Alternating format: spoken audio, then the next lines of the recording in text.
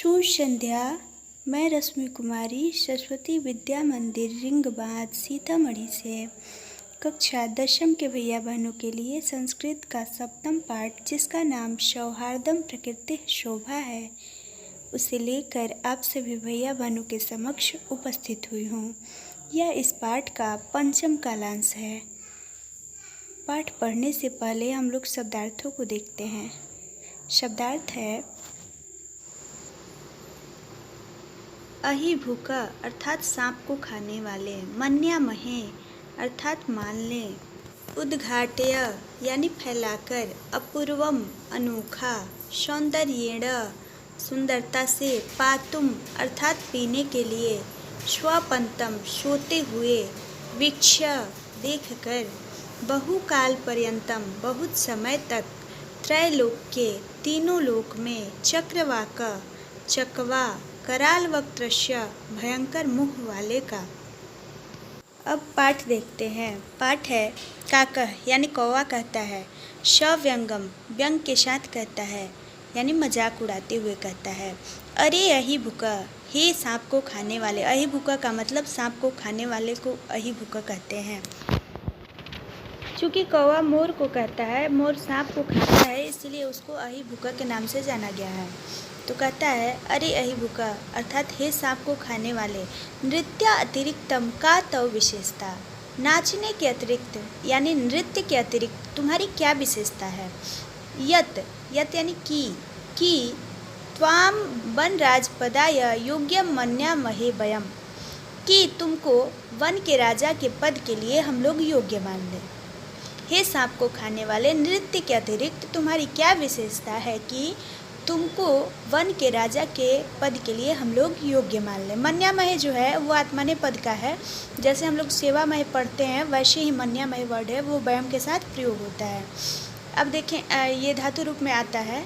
अगला है मयूरः यानी मोर कहता है, यतः मम नृत्यम तो प्रकृति आराधना, क्योंकि मेरा नृत्य जो है, नृत्य तो प्रकृति की आराधना है, ईश्वर की आराधना है। पश्य पश्य देखो देखो, मम पिछानाम पूर्वम सौंदर्यम, मेरे पंखों की अपूर्वम यानी अनोखी सुंदरता को देखो। पिछानाम जोड़ अपूर्वम, यहाँ पे संधि विच्छेद हुआ है। तो कहता है देखो देखो मेरे पंखों की अनोखी सुंदरता को देखो। ये है पिछानो उद्घाट्य नृत्य मुद्रायाम स्थितः शना, अर्थात पंखों को खोलकर नाचने की मुद्रा में स्थिति में खड़ा होता हुआ कहता है, न कोऽपि त्रैलोक्ये मत्सदृशः सुंदरः, अर्थात इस तीनों लोक में कोई भी मेरे समान सुंदर नहीं है।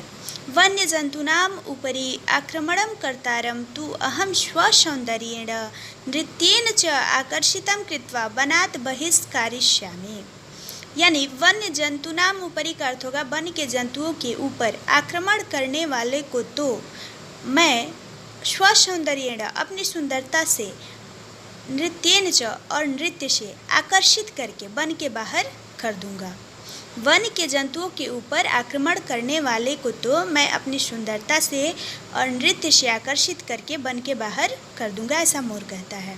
अतः अहमेव योग्य वनराज पदाय, इसलिए मैं ही योग्य हूँ वन के राजा के पद के लिए।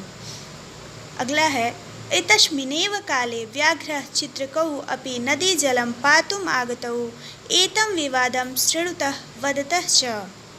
एतस्मिन्नेव काले यानी इसी ही समय में व्याघ्र चित्रकौ अपि बाघ और चीता भी नदी जलम पातुम नदी का जल पीने के लिए आ रहे थे।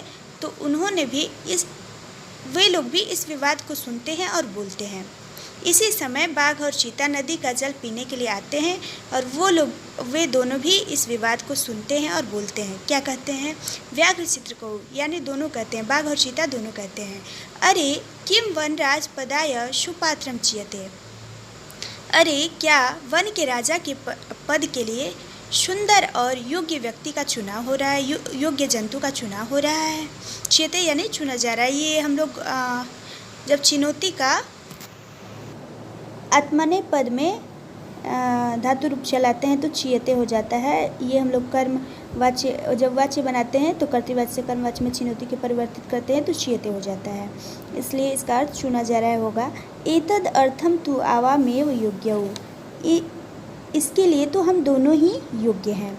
यस्य कस्यापि चयनम कुर्वन्तु सर्वसम्मत्या, जिस किसी का भी आप लोग सबकी सहमति से चयन कर लें, सबसे विचार करके हम दोनों में से किसी का भी आप लोग चयन कर सकते हैं। सिंह कहता है, शेर कहता है तुश्रीम भवम भो, यानी अरे चुप हो जाओ।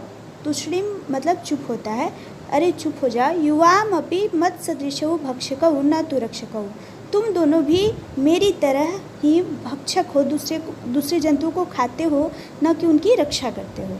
एते वन्य जीवा, ये सारे वन के जीव, भक्षकम खाने वाले को, रक्षक पद योग्यम न मन्यते, रक्षा के पद के योग्य नहीं मानते हैं, यानी वन के राजा के पद के योग्य नहीं मानते हैं।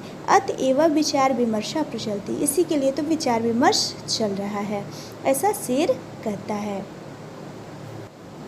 आगे है बकह, यानी बगुला कहता है सर्वथा सम्यक उक्तम, यानी शेर ने सिंह महोदयन, सर्वथा सम्यक उक्तम सिंह महोदयन, अर्थात शेर ने जो भी, सिंह महोदय ने जो भी बात कही वो बिल्कुल ठीक है। सम्यक उत्तम, पूरी तरह से उक्त कहा, उत्तम यानी कहा, पूरी तरह से उचित बात कही, सही बात कहा है। वस्तुतः यानी वास्तव में, यानी सच्चाई में, ही एव यानी ही, सिंहेन बहु काल पर्यंतम शासनम कृतम, सिंह के द्वारा बहुत समय तक शासन किया गया। परम अधुना, लेकिन अब, तू को अपि पक्षी एव राजेति निश्चितव्यम, लेकिन अब तो कोई पक्षी ही राजा बनेगा ऐसा निश्चय किया गया है, ऐसा निश्चित है, ऐसा होना निश्चित है, ऐसा ही होना चाहिए। आगे है अत्र तु संशीतिलेशस्य अपि अवकाशः नास्ति, अत्र तु संशीतिलेशस्य अपि अवकाशः एव नाशति, अर्थात इसमें थोड़ा सा भी संदेह की बात नहीं है, इसमें थोड़ा सा भी संदेह का स्थान नहीं है। सर्वे पक्षिण, सभी पक्षी कहते हैं, उच्चई जोर से कहते हैं, आम आम हाँ हाँ, कश्चित खगः, कोई पक्षी, एव कोई पक्षी ही वन राजा भविष्यति, वन का राजा होगा, ऐसा सभी पक्षी कहते हैं। अगला है परम कश्चिदपि खगः आत्मानं विना नान्यं कमपि अस्मै पदा योग्यं चिन्तयति तर्हि कथं निर्णयः भवेत्, लेकिन कोई भी पक्षी अपने अलावा दूसरे किसी को इस पद के योग्य नहीं सोचता है या मानता नहीं है। तर्हि तो फिर, कथम निर्णय भवे, कैसे निर्णय होगा। तदा तै सर्वै गहन निद्रायां निश्चिंतम स्वपंतम उलूकम वीक्ष्य, तभी सब लोगों के द्वारा गहन निद्रा में सोए हुए, निश्चिंत होकर सोए हुए उल्लू को देखकर विचारितम, विचार किए, यदेशः कि यह, यदेशः का संधि विच्छेद यत जोड़ ऐसा होगा, यत यानी कि ऐसा यानी यह, कि यह आत्मश्लाघिन, श्लाघहीन, आत्मश्लाघहीन, यानी यह अपनी बड़ाई नहीं कर रहा है, यह अपनी बड़ाई से हीन है। पद निर्लिप्त, अपने में ही लीन है। उल्लू, इसे पद की कोई चिंता नहीं है।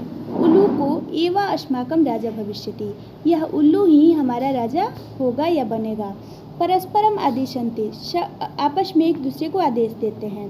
च तदा नियंताम नृपा अभिषेक संबंधिनः संभारा इति, परस्परम आदेशन्ते का अर्थ होगा आपस में एक दूसरे को आदेश देते हैं कि नृप राजा के अभिषेक के लिए सामान लाए जाएं, यानी उससे जो संबंधित जो भी सामान है उसे लाया जाए। सर्वे पक्षिणः, सभी पक्षी, सजाई गंतुम इच्छति, तैयारी के लिए जाते हैं, जाने की इच्छा करते हैं। तरही अन्यास एव, तभी अचानक ही, काकः, अन्यास यानी अचानक होगा, काकः यानी कौवा कहता है, अट्ठहास पूर्णेन स्वरेण, हंसते हुए यानी व्यंग करते हुए स्वर में कहता है, सर्वथा अयुक्तम एतत्, यह हमेशा से ही अयुक्त है, पूरी तरह से अनुचित है। यन मयूर, की मोर, हंस, कोकिल यानी कोयल, चक्रवाक चकवा, शूक, सारस आदिषु पक्षी प्रधानेषु विद्यमानेषु दिवा अंधस्य अस्य कराल वक्त्रस्य अभिषेकार्थम सर्वे सज्जा, यह हमेशा से ही अयुक्त है, अनुचित है कि मोर, हंस, कोयल, चकवा, तोता, सारस आदि पक्षी प्रधान पक्षियों के होते हुए भी, विद्यमान रहते हुए भी ऐसे पक्षी को जो जिसको दिन में दिखता नहीं है, दिन में नहीं दिखने वाले को कराल वक्त्र से, कराल यानी भयंकर मुंह वाले का अभिषेक की तैयारी की जा रही है। जिसका मुंह भी भयंकर है, जिसको दिन में दिखता भी नहीं है, उसके अभिषेक की तैयारी हो रही है, उसको राजा बनाने की बात सोची जा रही है। जबकि इतने पक्षी प्रधान हैं, जैसे कि मोर है, हंस है, कोयल है, चकवा है, तोता है, इन सारे पक्षियों के विद्यमान रहते हुए भी जिसको दिन में नहीं दिखता है और जिसका भयंकर मुंह है, ऐसे पक्षी को राजा बनाने की बात सोची जा रही है। पूर्णम दिनम यावत, पूरे दिन तक, निद्रायमाणः एषः कथम अस्मान् रक्षिष्यति, यह तो पूरे दिन निद्रा में लीन रहता है, सोया हुआ रहता है, फिर यह हम लोगों की क्या रक्षा करेगा। वस्तुतः जोड़ तू, इसका संधि विच्छेद होगा, वास्तव में तू। अब हम लोग अगली वीडियो में बाकी जो लेसन बचा हुआ है उसको देखेंगे। अभी इसका व्याकरण जानते हैं। व्याकरण है, संधि विच्छेद जानते हैं। संधि विच्छेद है नान्यः, नान्यः का संधि विच्छेद न जोड़ अन्य होगा। तदा नियंताम का संधि विच्छेद तदा जोड़ अनियंताम होगा। दीवा अंधस्य अस्य, दीवा जोड़ अंधस्य जोड़ अस्य, इसका संधि विच्छेद होगा। वस्तुतस्तु, वस्तुतः जोड़ तू होगा। अयुक्तम मेतत का अयुक्तम जोड़ एतत होगा। सम्यक गुप्तम का सम्यक जोड़ उक्तम होगा। एतदर्थम का एतत जोड़ अर्थम होगा। अब हम लोग इसका प्रकृति प्रत्यय विभाजन जानते हैं। प्रकृति प्रत्यय विभाजन है, पातुम, पातुम का पा धातु होगा, तुमुन प्रत्यय होगा। है पक्षी, पक्षी का पक्ष जोड़ ऋणी होगा। वीक्ष्य का वी उपसर्ग होगा, इक्ष धातु होगा और ल्यप प्रत्यय होगा। विचारितम का वी उपसर्ग होगा, चर धातु होगा और अक्त प्रत्यय होगा। गंतुम का गम जोड़ तुमुन होगा। आनीय का आ जोड़ नी जोड़ ल्यप होगा, अर्थात ला करके। विग्रह जानते हैं। समास विग्रह है नृपा अभिषेक है, इसका समास विग्रह नृपस्य अभिषेक होगा और ये षष्ठी तत्पुरुष समास होगा।